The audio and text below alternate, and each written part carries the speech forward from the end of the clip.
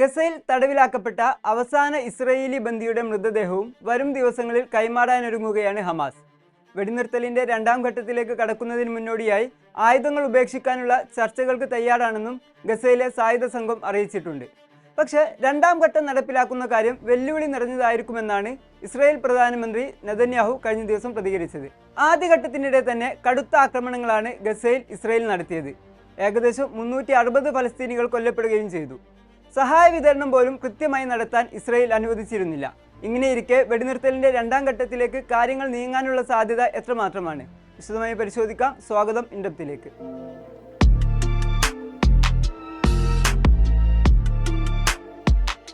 October 10 ഗസയിൽ വെടിനിർത്തൽ പ്രാബല്യത്തിൽ വന്ന ശേഷം 590 തവണയാണ് ഇസ്രായേൽ അത് ലംഘിച്ചത്. ഇസ്രായേൽ കൊന്നൊടുക്കിയവരുടെ എണ്ണം വർദ്ധിച്ചു.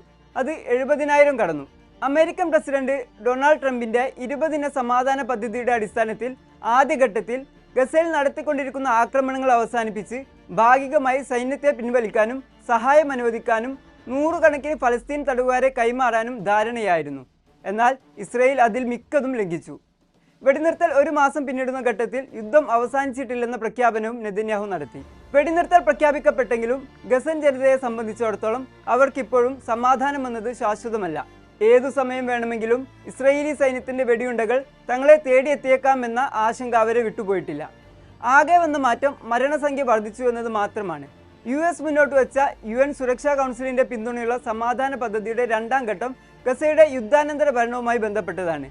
ടെക്നോക്രാറ്റുകളുടെ താൽക്കാലിക ഭരണസമിതി ഗസയുടെ ഭരണം ഏറ്റെടുക്കുക എന്നതായിരുന്നു ഈ ഘട്ടം. അവരുടെ പ്രവർത്തനങ്ങൾക്ക് ബോർഡ് ഓഫ് പീസ് എന്ന ബഹുരാഷ്ട്ര സംഘം മേൽനോട്ടം വഹിക്കും. സുരക്ഷയും സൈനികവൽക്കരണവും ഇന്റർനാഷണൽ സ്റ്റെബിലൈസേഷൻ ഫോഴ്സ് കൈകാര്യം ചെയ്യുകയും ചെയ്യും. എന്നാൽ ഇസ്രായേലിൽ അഴിമതി കേസ് ഉൾപ്പെടെ നേരിടുന്ന നെതന്യാഹു തന്റെ പ്രധാനമന്ത്രി പദം സംരക്ഷിക്കാനുള്ള ഉപകരണമായിട്ടാണ് ഗസയെ ഉപയോഗിച്ചുകൊണ്ടിരിക്കുന്നത്. ഈ സാഹചര്യത്തിൽ ഗസയുടെ ഭാവി എന്താകുമെന്നതിനെക്കുറിച്ച് ഇപ്പോഴും ആശങ്ക നിലനിൽക്കുന്നുണ്ട്. ഗസയിൽ ആക്രമണം തുടരുന്നതിന് സമാന്തരമായി വെസ്റ്റ് ബാങ്കിലും അവർ അധിനിവേശ പ്രവർത്തനങ്ങൾ നടത്തുന്നുണ്ട്. അയൽ രാജ്യങ്ങളിലും ആക്രമണ പ്രവർത്തനങ്ങൾ ഇസ്രായേൽ നടത്തിവരികയാണ്. സമാധാന പദ്ധതിക്ക് നേതൃത്വം നൽകിയ അമേരിക്കയാകട്ടെ ഒരക്ഷരമിണ്ടാതെ എല്ലാം കണ്ടുകൊണ്ടിരിക്കുകയാണ്. അവർക്കിപ്പോൾ യുക്രൈനിൽ വെടിനിർത്തൽ കൊണ്ടുവരികയാണ് പ്രധാന അജണ്ട.